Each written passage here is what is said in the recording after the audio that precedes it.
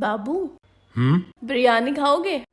हाँ हाँ तो फिर जाओ चावल लेकर आओ, घर में चावल नहीं है। ठीक है। जल्दी आना। हाँ हाँ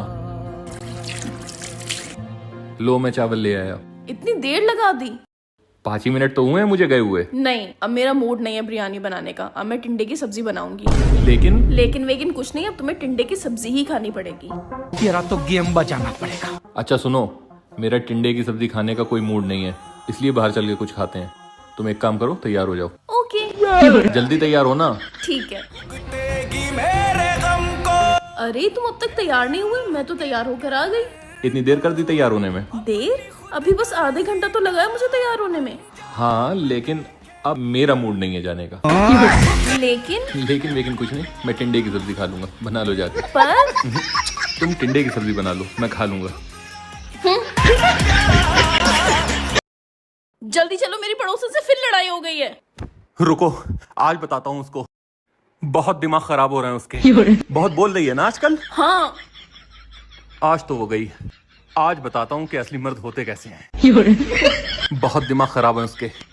मुझसे बहुत दिनों से बची हुई थी वो, लेकिन अब बस बहुत हो गया। तुमसे ऐसा वो बोल कैसे सकती है? उसकी ऐसी तैसी। अब वो तुमसे कुछ भी बोलने से पहले 10 बार सोचेगी। 1 मिनट रुको। चलो रुको, पड़ोसन को अब तुम बाद में देखना, पहले मैं तुम्हें देखती हूँ।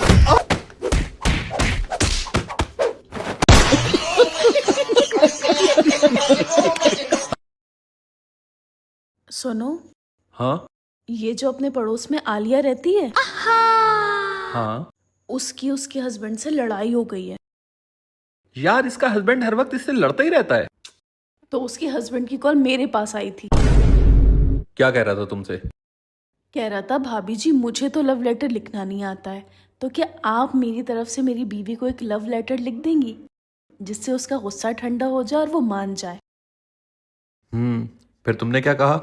मैंने तो जल्दबाजी में हाँ कर दी, पर तुम्हें तो पता है मुझे लव लेटर कहाँ लिखने आते हैं। पर मैंने सुना है तुम इन चीजों में बहुत माहिर हो। तो क्या तुम आलिया को एक लव लेटर लिख दोगे?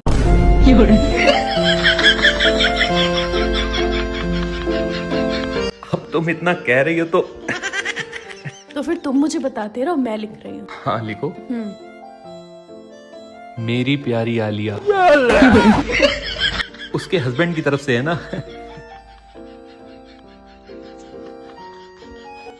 तुमसे ज्यादा हसीन आज तक मैंने किसी को नहीं देखा।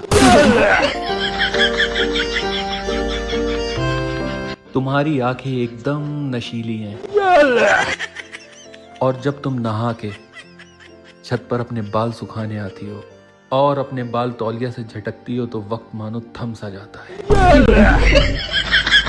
वो लड़कियों को इम्प्रेस करने के लिए बोलना पड़ता है। लिखो लिखो। मुझे मालूम है कि तुम्हारी नई वाली चप्पल तुम्हारे पैरों को काट रही है, इसलिए मैं तुम्हें नई चप्पल ला कर दूंगा। 1 मिनट, लेकिन तुम्हें कैसे पता कि उसकी नई वाली चप्पल उसके पैरों को काट रही है? वो मैंने कल उसे घर से निकलते हुए देखा था, तो बेचारी लंगड़ा के चल रही थी, तो मैं समझ गया उसकी चप्पल उसे काट रही है। और उससे पड़ोसी का खर्चा भी हो जाएगा। मुझे पता है कि तुम्हें गेंदे के फूलों से एलर्जी है, इसलिए मैं तुम्हें गुलाब के फूल भेजूंगा।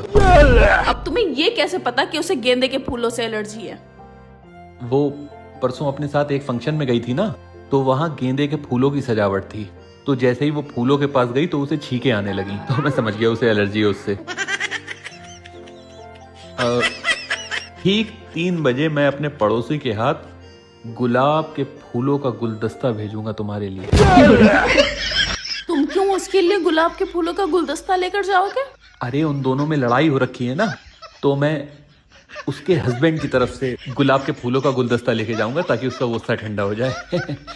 एक बात कान खोल कर सुन लो, कहीं तुम उसका गुस्सा ठंडा करते करते मेरा ना बढ़ा देना। नहीं नहीं नहीं, भरोसा रखो मुझ पर।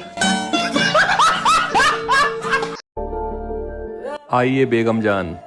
नवाब साहब, एक बात पूछे? जी। हमने सुना है कि आपकी कोई भी बेगम 1 साल से ज्यादा नहीं टिकी, क्या इसकी वजह हम जान सकते हैं? बेगम जान, दरअसल हम एक ड्राइवर हैं तो हम कोई भी गाड़ी 1 साल से ज्यादा नहीं चलाते। हमारे कहने का मतलब है कभी उस गाड़ी का नया मॉडल आ जाता है बाजार में तो कभी उस गाड़ी का एक्सीडेंट हो जाता है। समझ रही हैं ना आप बेगम जान? जी नवाब साहब, हम बाखूबी समझ रहे हैं, लेकिन इस बार आपका निकाह हमसे हुआ है तो खुदा न खास्ता अगर गाड़ी का एक्सीडेंट हुआ भी तो मौत सिर्फ ड्राइवर की ही होगी। आप समझ रहे हैं ना नवाब साहब?